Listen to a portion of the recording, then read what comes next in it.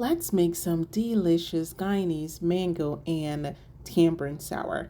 These are the list of the ingredients and they will be listed in the description box down below. So first, to a pot of boiling water, you are going to add your mango, some habanero peppers, green onion, garlic, all right, and the rest of herbs and spices, which I'll list in the description box.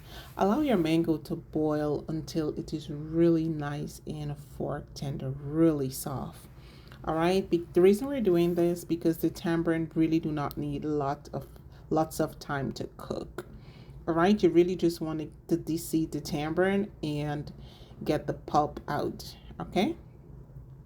So you're going to cook that for, I would say, a minimum of 5 minutes or so. Make sure to taste and adjust. Make sure the flavor is just right for you. All right. And then what I decided to do is to pass it through a sieve. All right. The mango and all. Okay. So that is why you really want that to be nice and soft. And this is one of the combinations of sour I grow up eating. I love cucumber as well with the tamarind.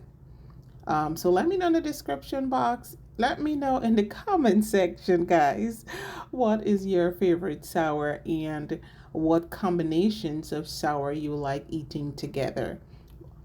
Also, let me know if you guys love to have the seeds with your mango. That was my favorite jam. Like when I go to get sour, I was like, give me the seeds, you know, that kind of thing.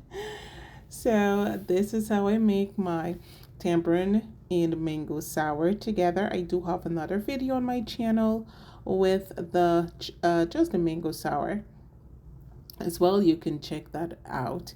You can have this with plantain chips, pullourie, bar, however you want to eat this.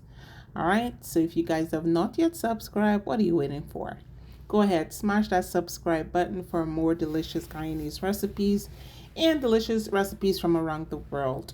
So thank you guys so much for spending the time with me today. Do not forget to like, subscribe, and share. Love you all. Bye-bye.